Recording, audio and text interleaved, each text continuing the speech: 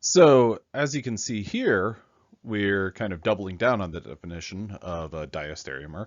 Diastereomers are stereoisomers that are not mirror images. Diastereomers have different physical properties, like I mentioned, water solubility, melting point, and everything like that.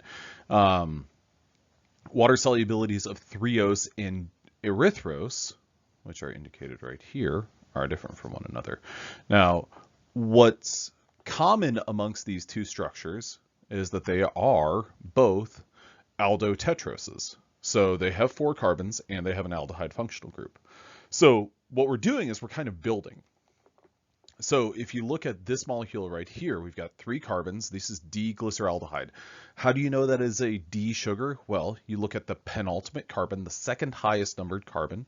1, 2, 3. The penultimate carbon is C2, and that has an OH on the right-hand side. Okay.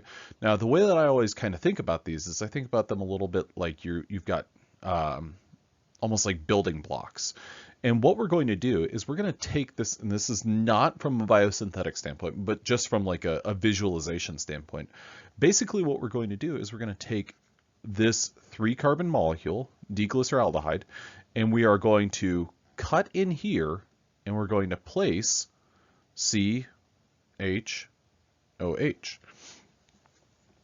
Now, what that means is we're going to place 2 carbons, 2 hydrogens, 1 carbon, and 1 oxygen. Okay.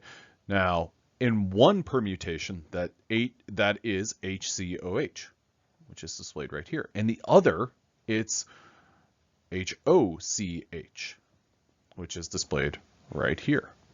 So it's almost like we're putting in that carbon with that hydroxide group and that hydrogen, and it's going to display either the OH is on the right-hand side or it's on the left-hand side. If it's on the right-hand side, we're making D-erythros, and if it's on the left-hand side, we're making D-threose. Now, when we did that, we made a pair of epimers.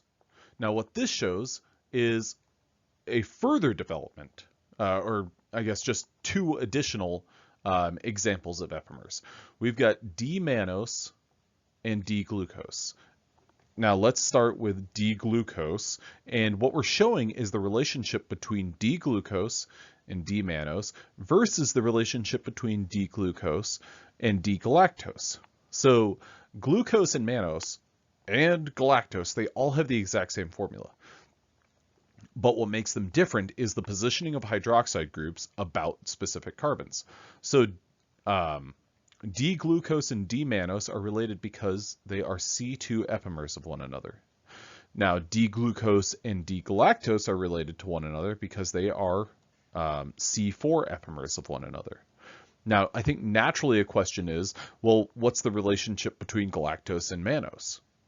Arguably, there's not a relationship because of the fact that we've got a variation of more than 1 chiral center.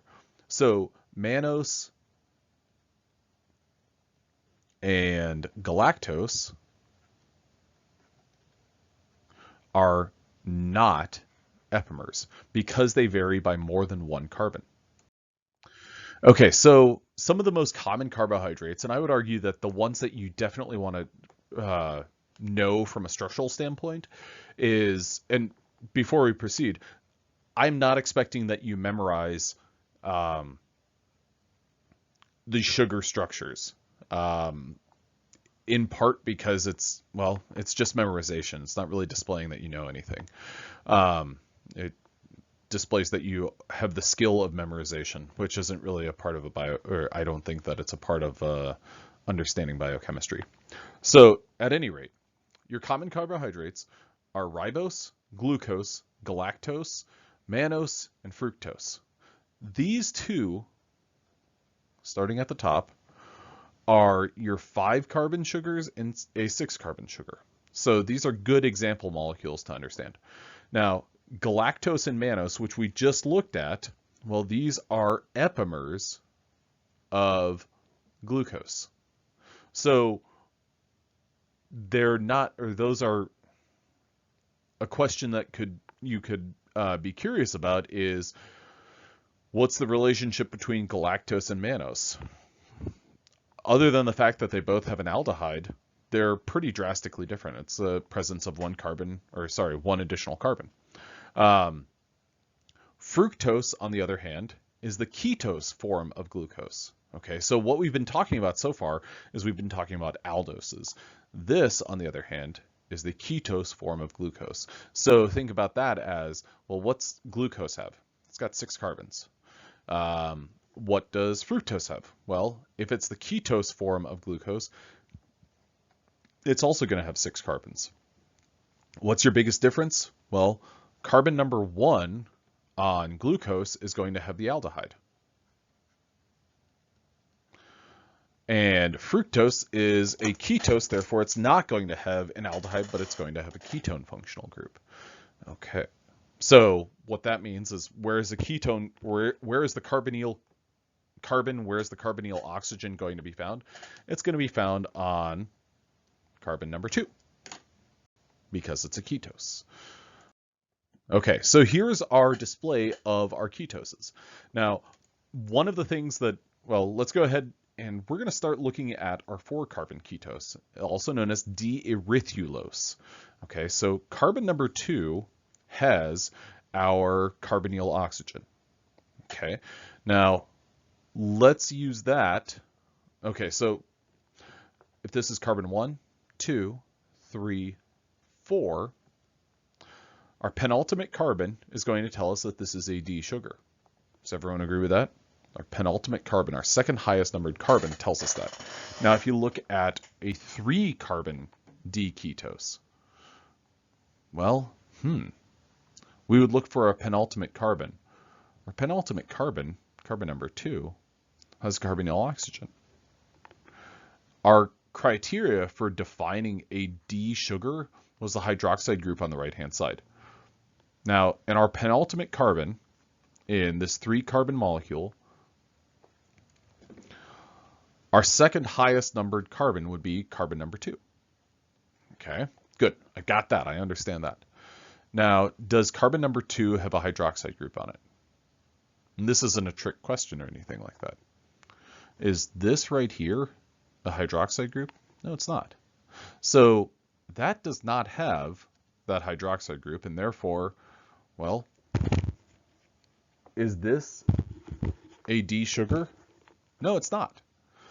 So one of the things that's kind of tricky about understanding an aldotriose and an aldotriose and a ketotriose is, an aldotriose can be aldotriose D or L.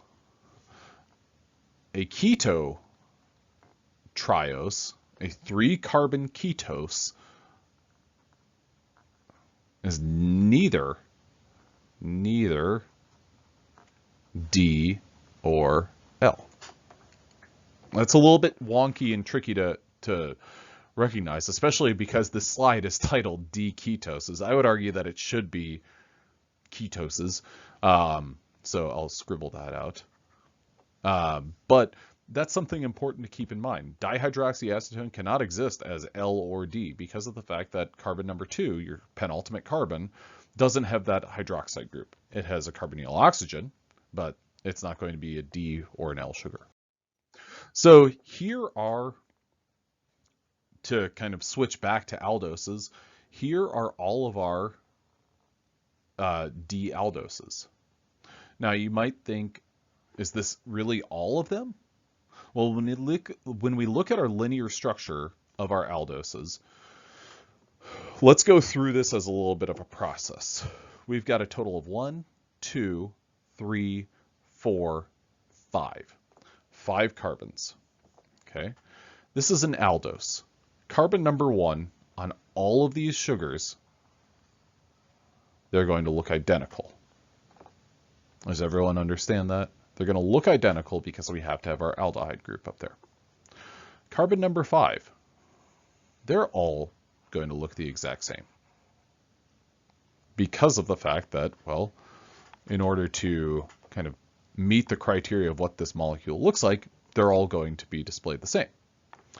Carbon number 4. All of these look the exact same. Why? Well, they all look the exact same because they are D sugars. Okay, so they're all going to have a hydroxide group on the right-hand side. Now, what that means is that carbon's number, and I'm going to go ahead and I'm going to put little check marks by these to indicate that we've talked about them and we've kind of analyzed them. So what this means is that we have a total of, well, 2 carbons that our hydroxide group can either be on the right-hand side or the left-hand side. Carbon number 2, our hydroxide group can be on the right-hand side or the left-hand side. And in this case, we've got carbon number 2 and 3 with a hydroxide group on the right-hand side.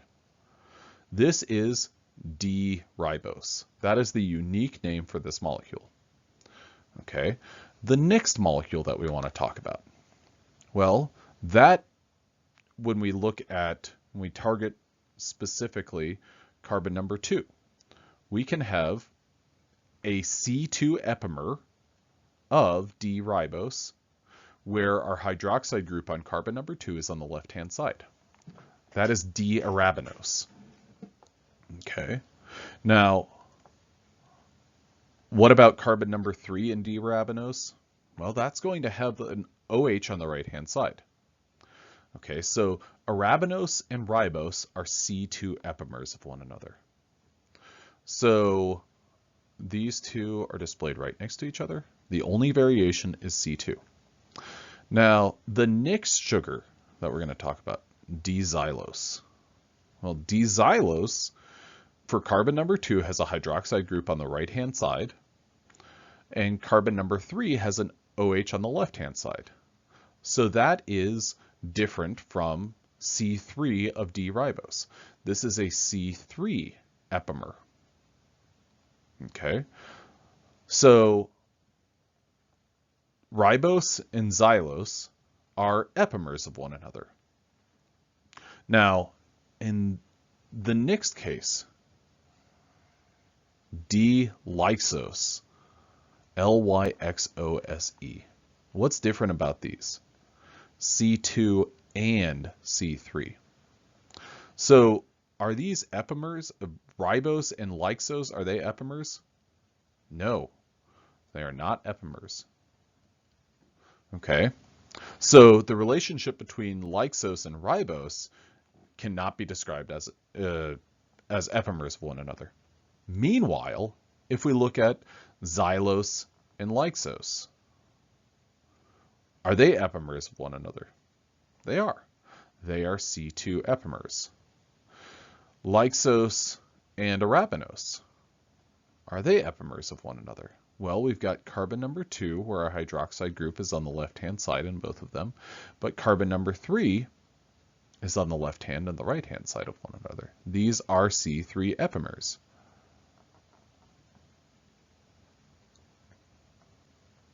So all of these are D sugars.